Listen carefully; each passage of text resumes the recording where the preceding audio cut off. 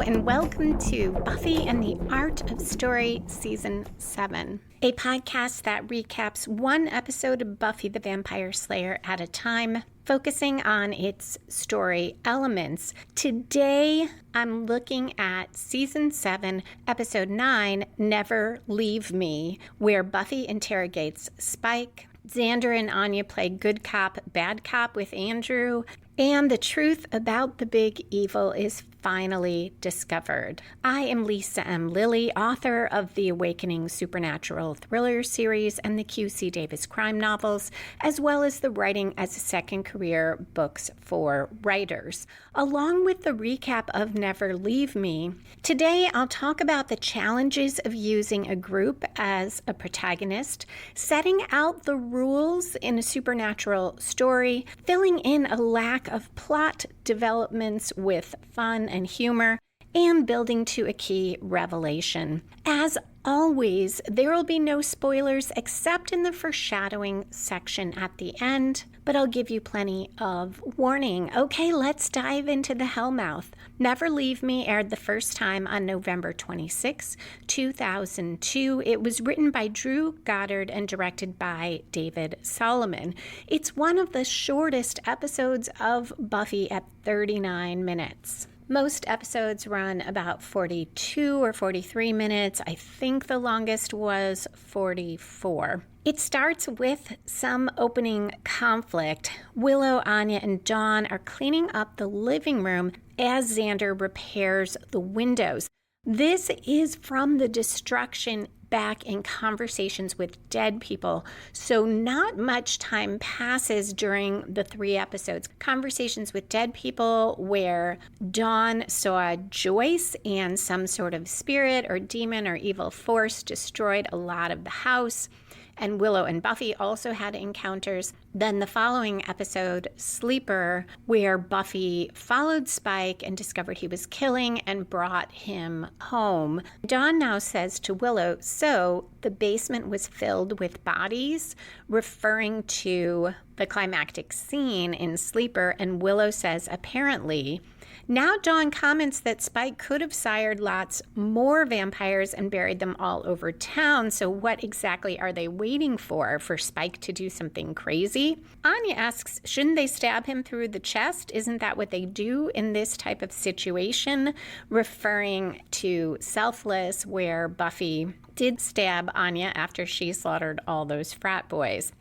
Willow insists, though, that Buffy knows what she's doing, and Xander declines to join the debate, though Anya wants him to weigh in since he was always skeptical of Spike. Anya tells them they need to prepare for the possibility that William the Bloody is back. A nice transition to the next scene. We see boots and the hem of what looks like Spike's trademark leather duster as he stalks down the street, but when the camera pans up, it's Andrew in a leather trench coat, and what looks like Warren tells him what he needs to do next. Andrew wants to know why he has to do all the wet work, and here is where we get the rules that this evil plays by, and it's literally signaled by Warren saying, hey, you know the rules. I can't take corporeal form. Here, feel. He stops and Andrew passes his hand right through Warren's chest and back. And Andrew says, cool. This I'll call the ghost of Warren says, pretty bitchin', right? I'm like Obi-Wan. And Andrew responds, or Patrick Swayze. Warren then explains that he can't do any of this himself because of that. But Andrew says he doesn't want to kill anyone else. Warren morphs into Jonathan and reassures Andrew basically that it's okay that he killed Jonathan, that it wasn't that bad, and then he became one with light and hope. Jonathan also reassures Andrew that it's not Andrew's fault the ritual didn't work. Jonathan is little, he doesn't have as much blood as other people, and he should probably have told someone he was anemic, but don't worry, they'll fix it. Both Warren and Jonathan in these scenes speak and act very much like themselves, so you can see why Andrew thinks he is talking to their ghosts. Jonathan also says they can work around Andrew not killing anyone else. This is about 2 minutes 39 seconds, so very early in the episode. Usually by 10% through, we see the story spark or inciting incident that gets the main plot rolling. I see this scene with Warren, Andrew, Jonathan as the story spark, because what drives the main plot in this action is that this evil wants to open the seal of Danthasar. We'll learn what it's called later in the episode, and needs blood to do it. Now, in a way, this was all set in motion long before this episode started. In the previous episode, back when Andrew killed Jonathan, that was the first attempt that we know of to open the seal. But for the purposes of today's story, this sets it off. The scene cuts to a bedroom in the Summers home.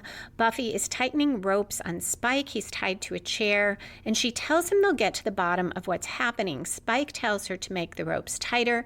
If he gets free, someone will die, and we go to credits. So it's a pretty good hook for the credits. On return, Principal Wood lectures two students in his office about damaging school property, and he tells them it can be settled one of two ways. You can repaint the walls, or I can suspend you and report this little incident on your permanent record. And one of the students says, fine, do that. And Robin Wood says, okay, I was bluffing. I hadn't really thought that through. Listen, this whole permanent record thing is such a myth anyway. Colleges never ask for anything past your SAT scores.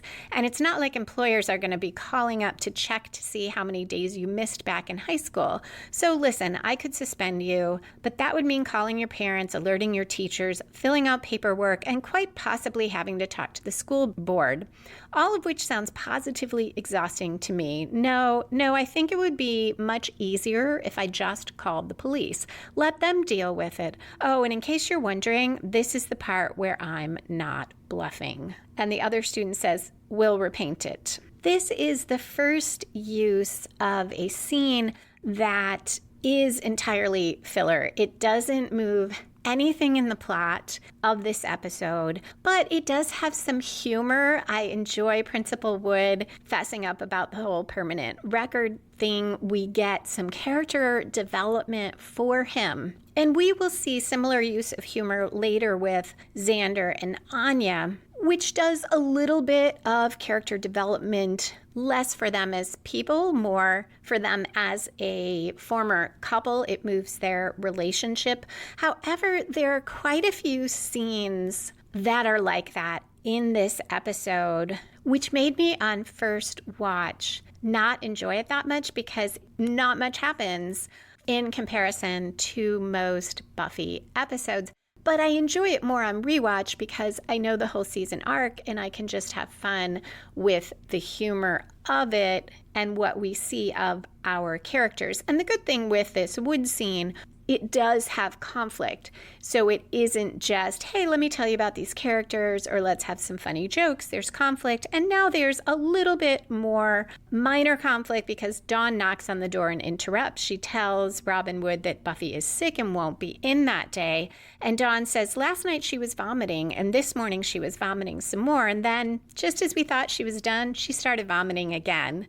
And Wood, very deadpan, says, yeah, we got that stomach flu thing going around. Dawn adds, her exact words were, I've got stuff coming out of both ends. Principal Wood is hilarious here. He says, thank you. That's very helpful. Dawn brightly says, sure, no problem. Hey guys, how's it going?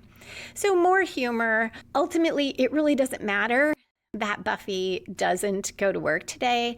This story could as easily have happened on a Saturday or a Sunday when she wasn't due at work. It is a nice way, though, to weave in Buffy's regular life, which is something in a story that you want to do if you want your audience to remember, hey, yeah, Buffy has a job as a high school counselor, and doing it with a little bit of conflict and a little bit of humor and covering it quickly is a nice way to do that. Dawn tells him that Buffy will be back. She just needed to get some things out of her system. And the scene cuts to Buffy on the phone with Quentin Travers from the Watchers Council. She tells him she needs to find Giles, who is not answering any of his numbers. So this builds on that moment last week when we saw Giles with an axe swinging at his head and another Watcher killed. Quentin tells Buffy the council doesn't keep track of lapsed employees, and ever since Giles abandoned his post in Sunnydale, the council hasn't seen him. And this got me thinking about the council presumably doesn't know that Buffy ever died because there was the Buffy bot, and Giles probably wouldn't have told them. So did they stop paying him? Because it looked like he just walked off his post, which he did. So I guess he's a lapsed employee, and they didn't try, probably knowing Buffy, did not try to send another Watcher out there. Buffy tells Quentin not to get, quote, all British and dodgy, end quote. She knows he has ways of finding Giles, and he tells her he'll look into it. When he hangs up, the camera pans, and we see there are a ton of Watchers sitting around a giant conference table. There's all these bookshelves around them. It's just what I would think the Watchers Council looks like. And Quentin tells them the girl knows nothing.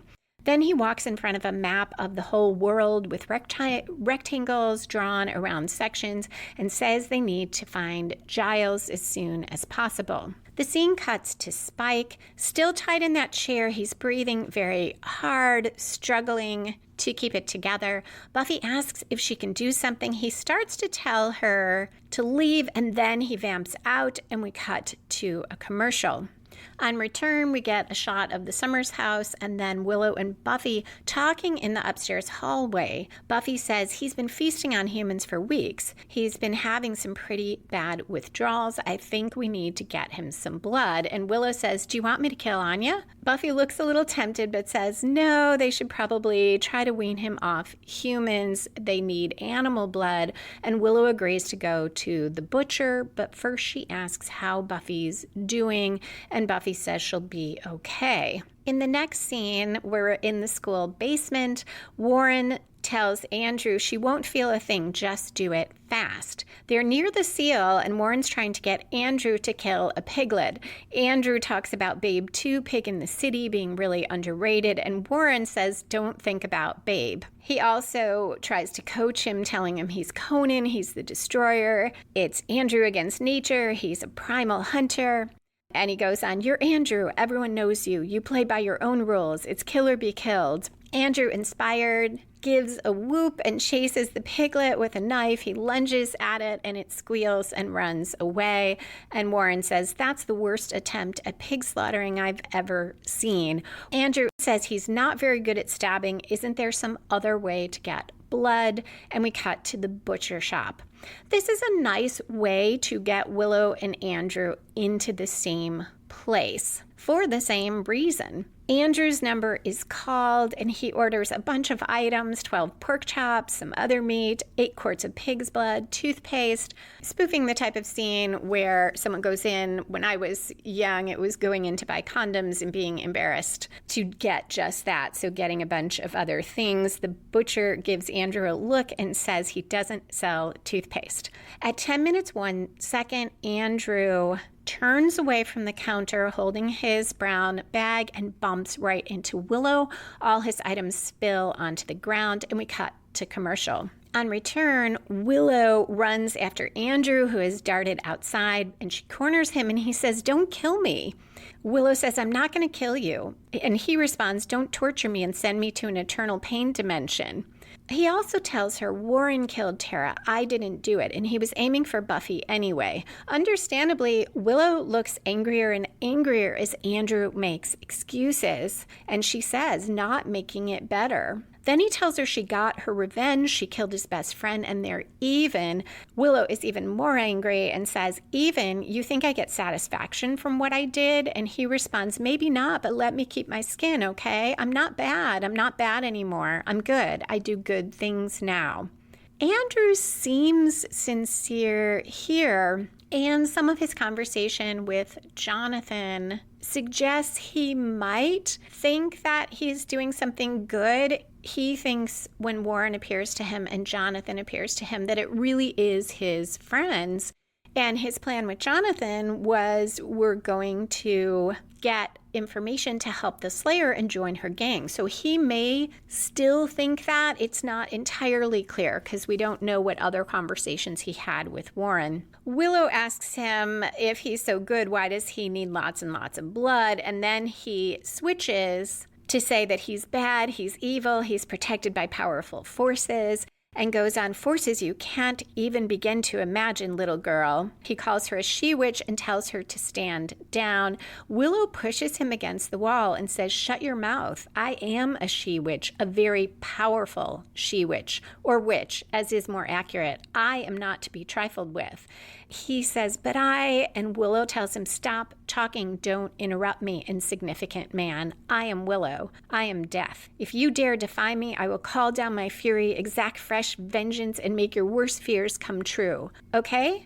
This is a nice job, and I did not do it justice, of Willow drawing on the feelings of power and assertiveness that she had as Dark Willow, the confidence, the clarity, the ability to push back and scare someone. Obviously, she went way over the edge as Dark Willow, but she draws on that without going there completely. But then there's a little of the old Willow when she says, okay, and it is enough to scare Andrew, control, intimidate. It's enough for Willow to take charge.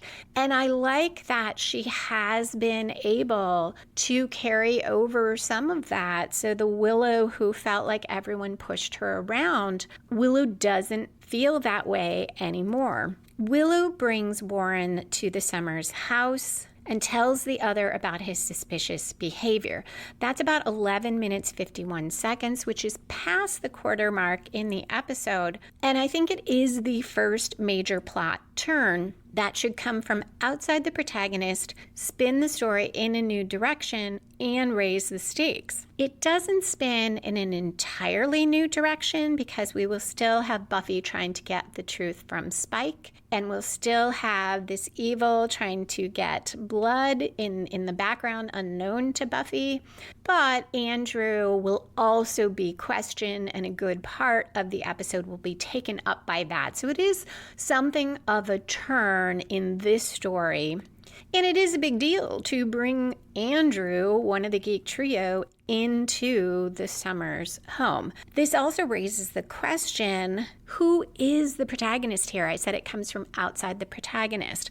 A protagonist should be the character actively pursuing a goal throughout the story, who has the most at stake, and is the main point of view character. Throughout the episode, Buffy is trying to learn more about the evil that's threatening them by questioning Spike, by, as she said last episode, staying close to Spike because the evil has been messing with him. He probably knows it best, even if he doesn't consciously. So Buffy has an active goal. Xander and Anya also will be helping with that when they question Andrew, but that's only for part of the episode. And Willow is helping as well. So all of them are fairly active, but Buffy is the one who is active throughout. Who has the most at stake? Well, they all have their lives at stake, as is often true. Probably Buffy more than the others because everything is on her shoulders as the Slayer.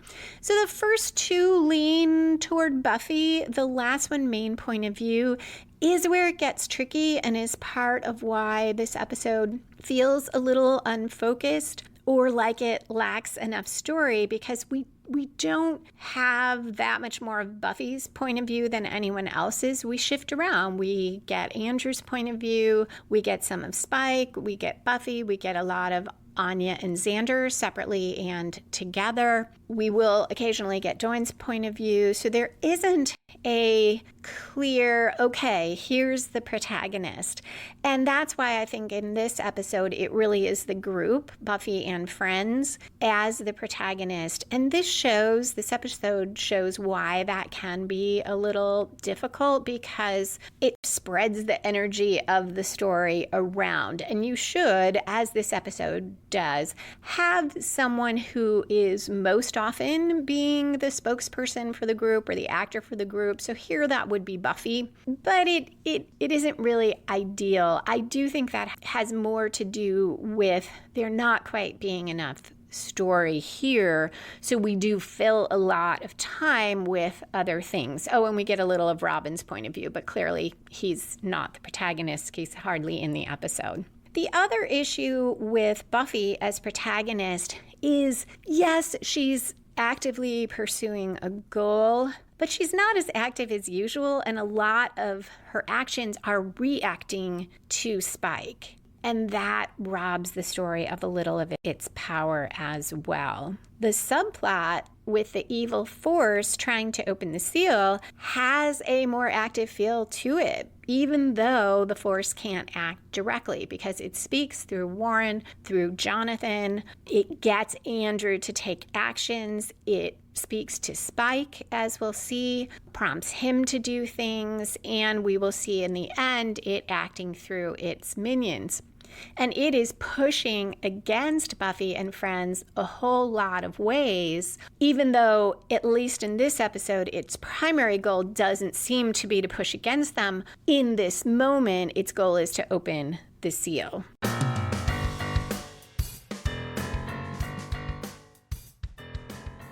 Since we are talking about supernatural stories and setting out the rules, I want to share with you the first book in my Awakening Supernatural Thriller series, The Awakening, in case it might interest you. Tara's mysterious pregnancy turns her life upside down. Her boyfriend breaks up with her, convinced she's cheated on him. Her plans for medical school are derailed, and even her parents and closest friend doubt her story. Only a stranger claims to believe that Tara is still a virgin, but the religious cult he belongs to turns on her. Certain she'll trigger an apocalypse when prenatal testing reveals a disturbing truth. As the forces aligned against her close in, Tara fights for her life and a safe place to give birth. But are she and her child meant to save the world or destroy it? The Awakening is book 1 in a 4-book series. And the ebook editions are free at all your favorite retailers in all your favorite formats, or you can buy a paperback or audiobook edition, or get any of those at the library. You can find links at lisalilly.com/the-awakening.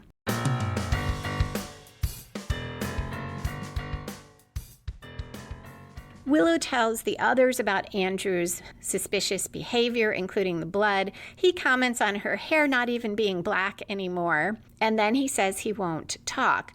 This is where Xander and Anya become very active. They tie Andrew to a chair in a separate room from Spike. He tells them, be careful with the coat. It was expensive. And Anya throws it on the floor and stamps on it. So this is the beginning of their interrogation of Andrew, and both of them having a lot of fun with it.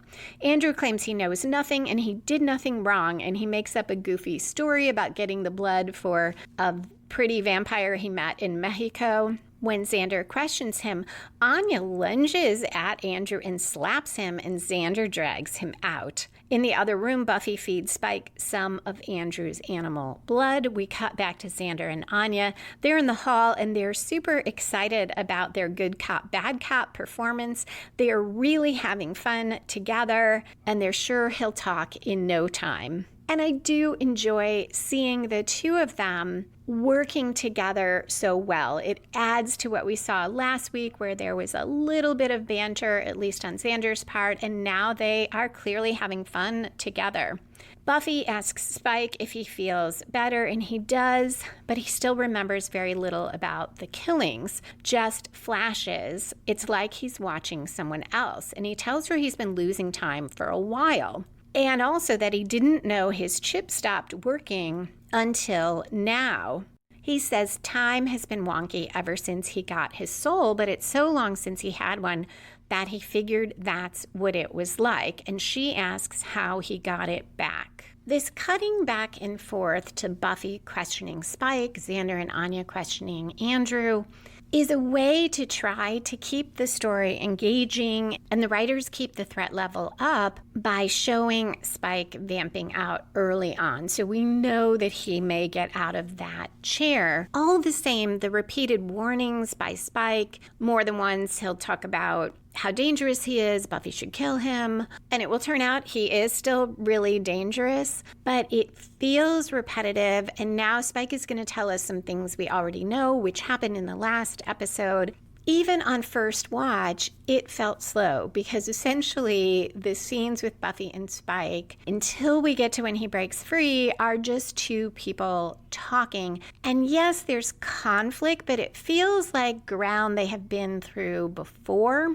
I really think last episode, Sleeper, this episode, and next episode, Bring on the Night, if you look at them all together, have enough story for 2 episodes. And they were stretched, in my opinion, into 3, probably because that's what you need to fit the network schedule of 22 episodes. I suspect that is why we get a lot of repeating exposition, cutting back and forth. Buffy gives Spike a little more blood. Spike looks a little threatening. Here, after she asks how he got his soul back, he says, saw a man about a girl. I went to seek a legend out, traveled to the other side of the world, made a deal with a demon, which of course we already know. And Buffy says, just like that. And he says, no, not just like that. There was a price. There were trials, torture, pain, and suffering of sorts. When Buffy says of sorts, he says it's all relative. She asks him what he means. He says, meaning I have come to redefine the words pain and suffering since I fell in love with you. And she says, how can you say that? And he says, apparently I just slaughtered half of Sunnydale, Pat. I'm not really worried about being polite anymore. So there is some conflict there. Buffy now tells him he's feeling sorry for himself, and he claims he's being honest. And then he says that Buffy used him, which he acknowledges she told him she was doing, and he claims he didn't understand it until now, but he gets that she hated herself and took it out on him. She seems to agree, but then he says a soul is about self-loathing, which he gets now. He understands the violence inside her. Buffy scoffs that William the Bloody now has insight into violence, but Spike claims it's not the same. He never hated himself back then as evil as he was, not that he hates himself now. And I just continue to have a lot of trouble with the idea that Buffy hated herself last season. I read her as depressed, as feeling numb, as feeling wrong about sleeping with Spike, but I saw the causation the other way. She has sex with Spike to feel something, and then she feels really conflicted and guilty about that because it's something that doesn't fit with her view of what she should be doing in her life. Of course, it is Spike telling us this, so we don't have to accept Spike's view. But to some extent, Buffy seems to agree. Later, she is going to disagree with him, though, which I like. At the same time, that's another example of retreading ground in the conversation and just breaking it up with these other scenes and stretching it out. Because now we go back to Xander. It's 17 minutes, 26 seconds. He's playing good cop. He brings Andrew water and apologizes for Anya hitting Andrew, and Andrew says, that chick's psycho. Xander says, you don't know the half of it. She's a vengeance demon, you know. Conveniently leaving out that Anya is not a vengeance demon anymore. Andrew says, this one time I saw her having sex with Spike. Xander counters with, she's killed more men than smallpox. Andrew asks if smallpox still kills people, and Xander says she's killed a lot of men. She tortures them, anyone who incurs her wrath. One time and then he trails off. Andrew prompts him to finish, and he says, well, there was this one guy, he hurt her real bad, so she paid him back. She killed him, and she did it real slow. See, first she stopped his heart, Then she replaced it with darkness. Then she made him live his life like that. But he still had to go do his job and see his friends and wake up in the morning and go to bed at night. But he had to do it all empty, without anything to look forward to, ever. It definitely seems like Xander is talking about himself, so we are getting character development here. It throws me because it doesn't quite fit. I understand that Xander, though he was the one who left Anya at the altar, no doubt felt empty, felt terrible, probably had trouble getting through the days. But framing it as Anya did that to him as revenge, since it is linked to Andrew saying, I saw her having sex with Spike, or at least it comes soon after that, maybe we're to take that Xander feels that was Anya's vengeance, which he said at the time. She told him it was not about that. But it kind of bugs me. I, in a way, like that they're using this for Xander to talk about his feelings, but I don't feel sorry for him. Andrew says it sounds bad, but he doesn't sound super impressed. So Xander now switches to, well, then she tore out his intestines and rubbed it in his face and took pictures of it. And Andrew says, oh, God. He also tells Andrew that bad things have been happening lately and the girls are looking for someone to blame. Andrew says, I didn't do anything. Continuing his denials, and Anya from the hallway yells, you lying son of a bitch. And she storms into the room and toward Andrew. Anya grabs Andrew. Xander pulls her away, and she accidentally slaps Xander in the mouth, accidentally in the sense that she gets so into it. Then she mouths sorry and turns back toward Andrew, lunges again. She gets him on the floor, and he screams. Buffy leaves Spike to see what's happening. While she's gone, the other Spike appears and lectures real Spike, and then he starts to sing. He also tells Spike they have a problem. Buffy sees Anya over Andrew, who's on his back. Anya's got her arm drawn back, but Xander and Anya tell her everything's fine. Buffy returns to the hall, and through the door hears Spike humming, talking, and singing, oh, don't deceive me, oh, never leave me, from Early One Morning from last week. But Spike is alone when she goes in and quiet, and she asks who he was talking to. He says he was talking to himself and he's fine. In the other room, Anya tells Andrew she'd love to keep hitting him. Spike asks Buffy for more blood, and she watches him as she moves toward the blood, moving slowly. But the second that she reaches for it, glancing away for a moment, Spike vamps out, breaks his ropes, and lunges out of the chair. So this is 21 minutes, 15 seconds. That is past the middle of the episode. Remember, it's a short episode, but this is a pretty big midpoint reversal that Spike gets free, because not only does he get free, he shoves Buffy aside. We get a quick cut to the next room. Andrew starts to talk about the seal of Danthazar. So all of that questioning, Xander and Anya with Andrew, it was funny. There was a point where they start using kind of film noir-ish language. Anya says something like, the weasel is ready to sing, when they talk to Buffy about it. But all of it doesn't get any information except this brief mention of the seal of Danthazar. And at that moment, Spike punches right through the wall between the two rooms, grabs Andrew with both hands, and bites him. Andrew screams, and we cut to a commercial.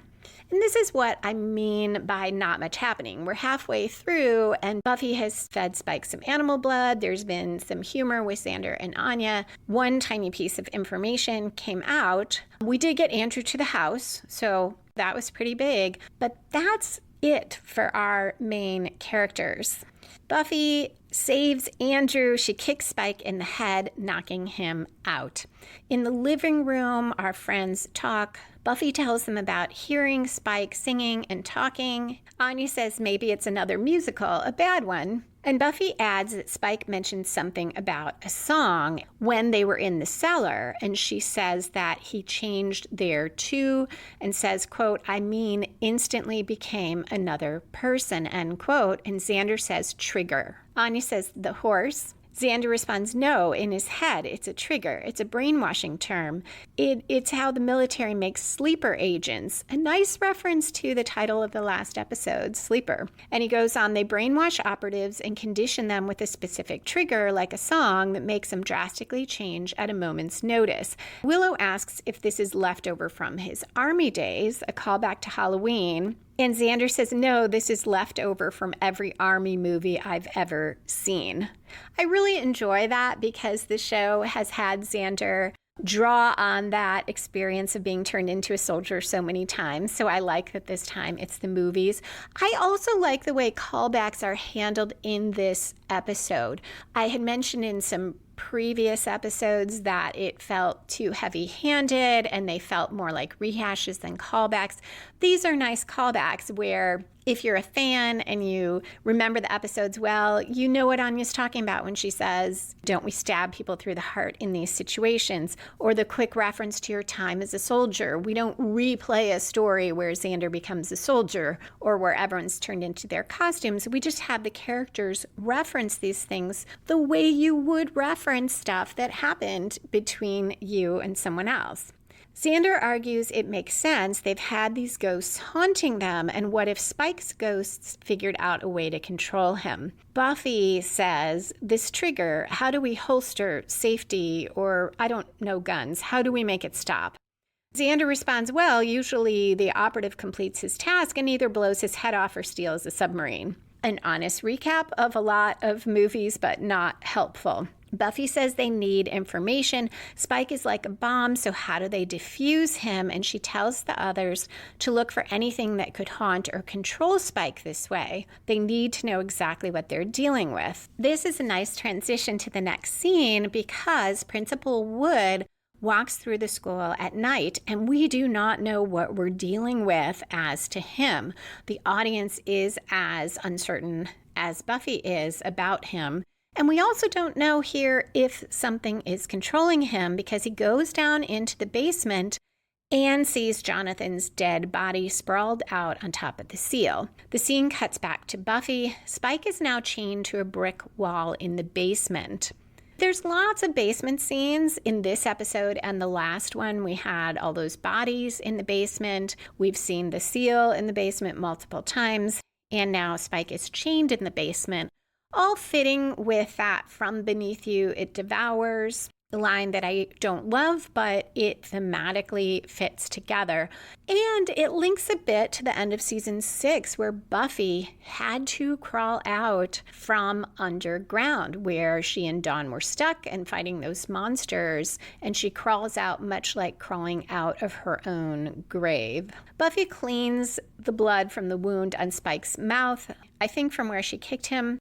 Spike asks if he hurt anyone, and she says he took a bite out of Andrew, and Spike responds, who? She tells him Tucker's brother. This running joke, they did this earlier too, where Dawn asked who about Andrew.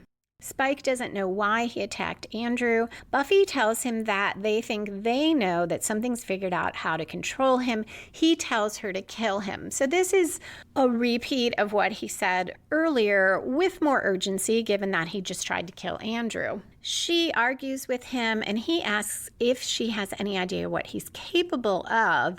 She says she was in the cellar with him, she knows, but he's not talking about the bodies in the cellar.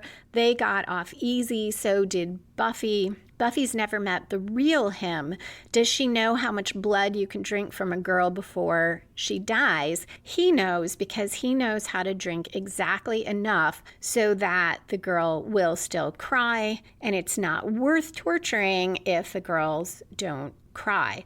Buffy tells him it's not his fault and he's not the one doing this, and Spike says, I already did it. It's already done. You want to know what I've done to girls Dawn's age? This is me, Buffy. You've got to kill me before I get out. Buffy says, we can keep you locked up. We'll keep you here and we'll figure out. And Spike questions why she is keeping him alive after everything he's done, and he says, it's not love. We both know that. And Buffy says, you fought by my side, you've saved lives, you've helped. He tells her, don't do that. Don't rationalize this into some noble act, because we both know the truth of it. You like men who hurt you. Buffy says no. But he argues she needs the pain they cause. She needs the hate to do her job as the Slayer. And Buffy says, no, I don't hate like that. Not you or myself, not anymore. So this is why I say the writers are telling us that Buffy did hate herself, I guess, last season. Now she scoffs at the idea that he has insight into her because his soul is drenched in blood. She tells him he doesn't know her, he doesn't even know himself, and he's not alive because of hate or pain. She's keeping him alive because she saw him change. She saw his penance. He insists it was window dressing, but she tells him that would be easier if it was an act. But it's not. He faced the monster inside him and fought back. He risked everything to be a better man. He may not see it, but she does. And she ends with, I believe in you, Spike.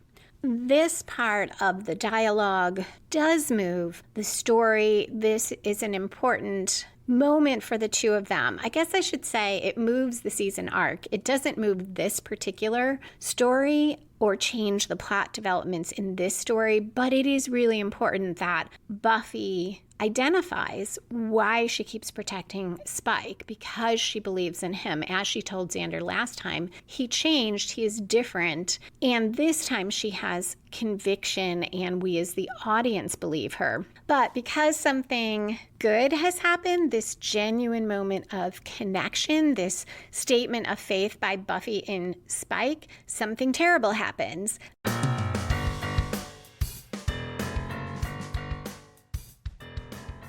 Just a reminder that you can find all the Buffy and the Art of Story books and my other nonfiction books for writers under my nonfiction pen name L.M. Lilly at your local library. If they don't already have them on the shelves, they can order them in paperback, ebook, or for two of them, audiobook editions, the One-Year Novelist and Super Simple Story Structure. I take extra steps when publishing to make sure as many of my works as possible are available to libraries, because that is mainly how I read as a kid, and being at the library was such a joy for me, and I love that it is a way that books can be available regardless of people's budgets.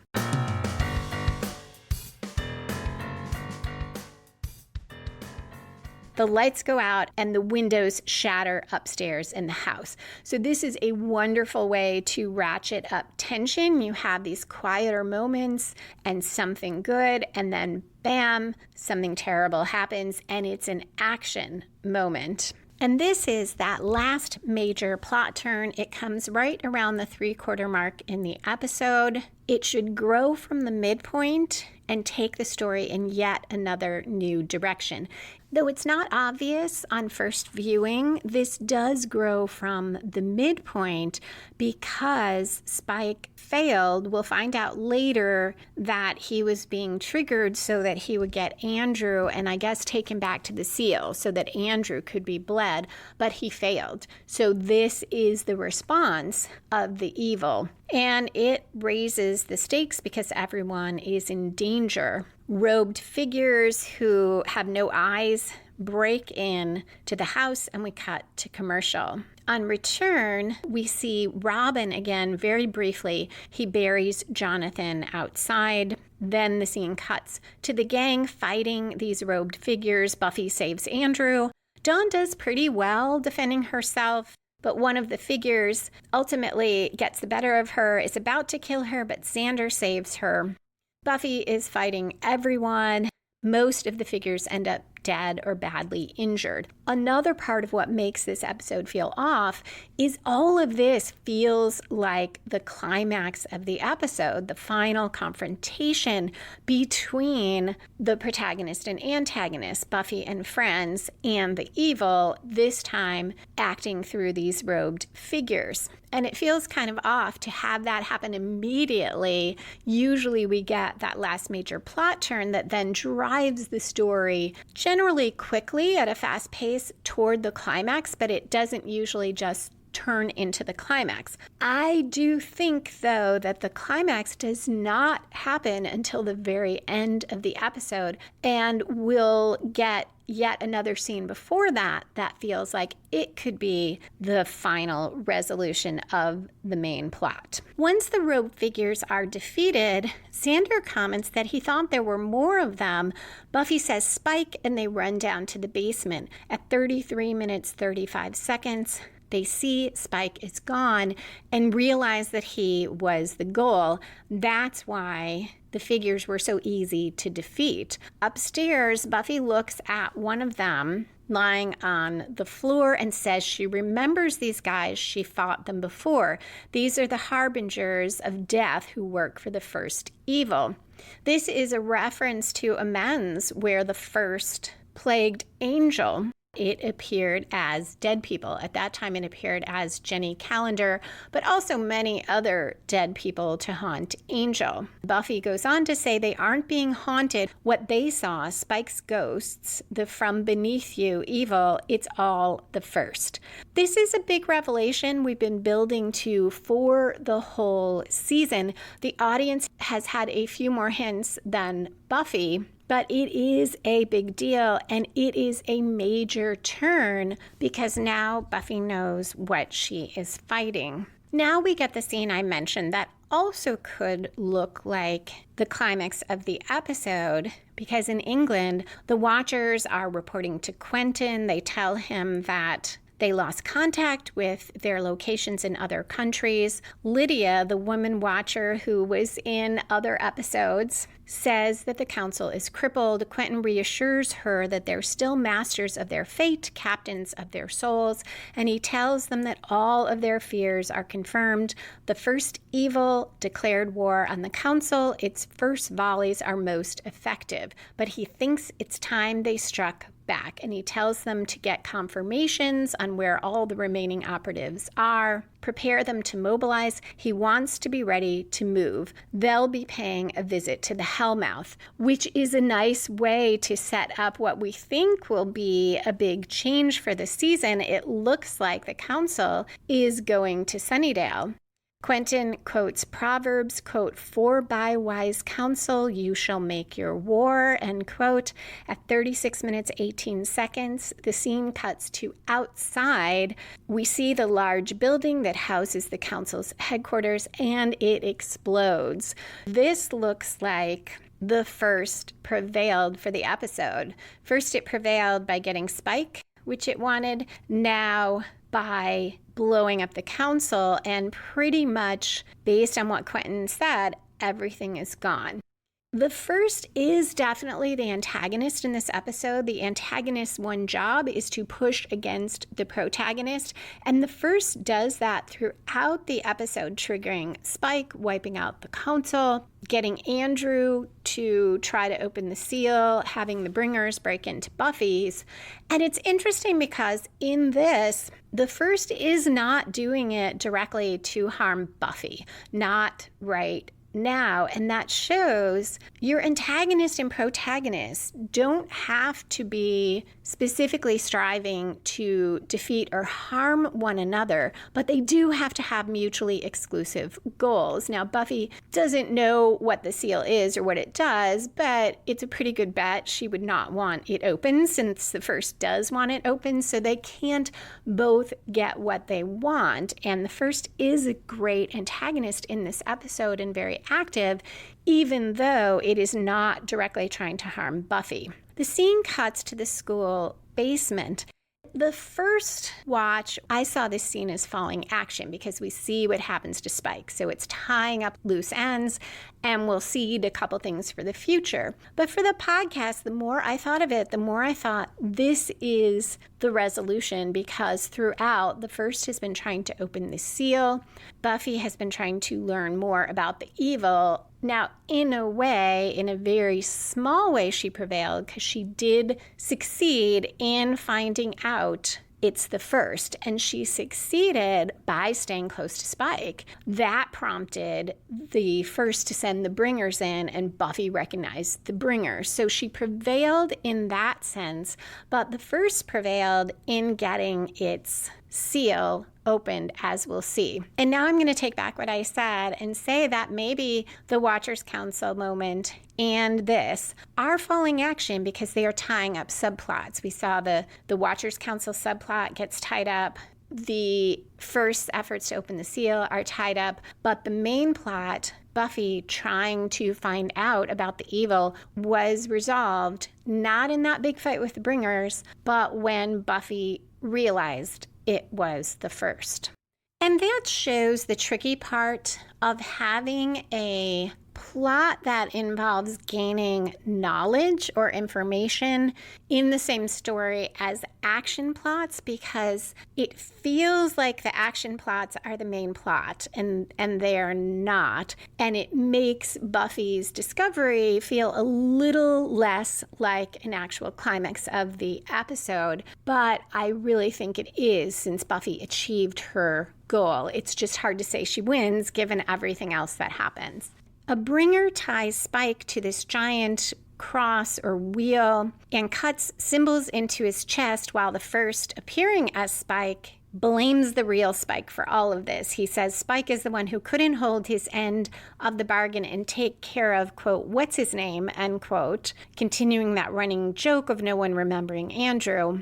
No, Spike had to make breakthroughs and learn about himself. The first morphs into Buffy and taunts Spike further as the wheel raises above the seal. Spike is face down and the blood from his chest starts falling on the seal.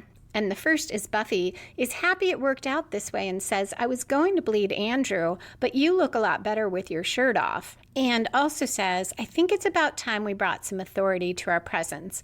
Now, Spike, you want to see what a real vampire looks like? More of Spike's blood drips, the seal opens with flashes of light, and the real vampire emerges. It has clawed hands, it's growling, it's got fangs, it's got pointy ears, and a very monster-like face, so it is not at all human-looking. And we go to credits. Before I shift to foreshadowing, a couple more things about the rules for the first. We learn the rules in this episode. The first is not corporeal. It can't touch anything. It can't affect things physically. That's why it needs Andrew to do things and the Bringers to do things. This immediately creates inconsistencies, because if it was the first that plagued Dawn, how did it destroy so much of the house? I'm sure I mentioned that. Stephen Yunkin and I mentioned it in Conversations with Dead People. And I think I talked about it last time in spoilers. That really does not fit. Now, some of it could be that the demon that appeared over Joyce was really a demon that was there, and it did some of the things. But we saw an invisible force throw things against the wall. We saw things breaking. There was no creature there breaking them. We saw chairs on the table suddenly on top of it, and none of that fits with what we just learned about the first. And that is the thing. When you create a supernatural world, you can make the rules whatever you want them to be, but they should be consistent. Whatever you tell the audience about those rules, you need to stick with them. And if you can't, you need to have something that explains that. These rules do tell us that Holden for sure was a vampire. Buffy was not dealing with the first, which we kind of got because of all those other vampires Spike sired, but it confirms that. Some rules for the first are not clear. It's not clear what the first knows and doesn't. For instance, did the first not know that Jonathan would not have enough blood to open the seal? And if Jonathan didn't have enough blood, why would killing a piglet and having its blood be enough to do it? The first seems to be saying to Spike that bleeding Andrew would have worked as well. But then why not just grab any human? There's no reason to have to break into the Slayer's house to get Spike. You could just randomly grab a person off the street. It would be a lot less trouble and more certain of success. So it seems to suggest maybe a vampire is better because you can keep bleeding the vampire and they're not going to die. I guess that's okay because the first doesn't have to tell Spike its secrets. It could be just messing with Spike about bleeding Andrew. Maybe there is something special about it is Spike's blood that will open the seal. I don't believe, this is spoilers for what I don't know, I don't think that is ever answered, but I'll keep an eye out for that. And finally, going to the rules again, if the first has access to the bringers, why use Andrew at all? I suppose you can say Andrew was the one who could get Jonathan down to the seal, but Jonathan's blood didn't open the seal anyway. And that I don't think is ever answered either. Why does the first even bother with them when it could just have bringers grab someone and tie them up? That is my last thought on the episode, other than foreshadowing, which includes spoilers. If you're not sticking around for that, thank you so much for listening. Come back in 2 weeks for Season 7, Episode 10, Bring on the Night, where Giles appears in Sunnydale and the Ubervamp attacks Buffy.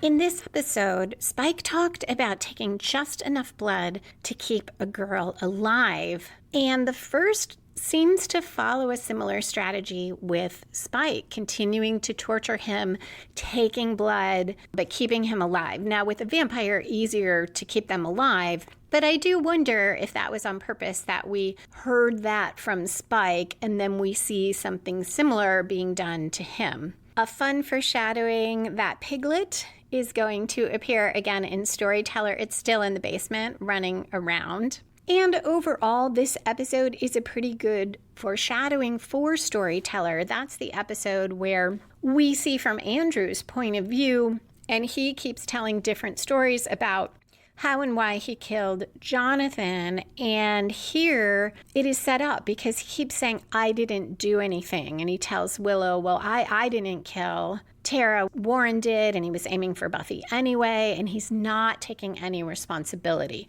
And in Storyteller, finally, Andrew will. In the next episode, Buffy is going to run into Robin Wood in the basement. So the next episode picks up very close in time to this one. Buffy goes to the school, and Robin is suspicious of her. I think they're going to look at the seal. He's suspicious of her because she's supposed to be sick and she looks fine. And she's suspicious of him because he's carrying a shovel around. He just buried Andrew. So that is a running theme about Robin Wood. Who is he? Why is he here? And it's part of why I say these 3 episodes really could be put together. Those Robin Wood scenes we get in this episode are just filler and could have been in the next episode. Buffy's I Believe in You, Spike plays a key role in future episodes because it's how Spike resists the first taunting him. He repeats, she believes in me, she believes in me. Learning the rules about the first helps set up Giles' return, and everyone thinking eventually that he might be the first because we won't see him touch anything, carry anything. I think it makes for a lot of awkwardness when they do that, but it does add to the idea that Giles was killed in that other episode, and now it is the first. That Ubervamp, we'll find out, is called the Turrican. Buffy will fight it at the end of the next episode, and she will lose. So it is quite a formidable foe, and I had forgotten that the first calls it a real vampire. That's it for this episode. Thank you again for listening, and a special thank you to patrons who support the show. Come back in 2 weeks for Season 7, Episode 10, Bring on the Night, where Giles returns bringing potential slayers with him, and Buffy faces the Turrican. You can find back episodes of Buffy and the Art of Story, as well as the Buffy and the Art of Story books and all my fiction at lisalily.com. To support the podcast, hear extra bonus content, and get each regular episode a few days early, join the Patreon community at patreon.com/LisaMLilly. That's Lisa, M as in Marie, Lilly. Music for this episode was written and performed by Robert Newcastle. Buffy and the Art of Story is a production of Spiny Woman, LLC. Copyright 2024. All rights reserved.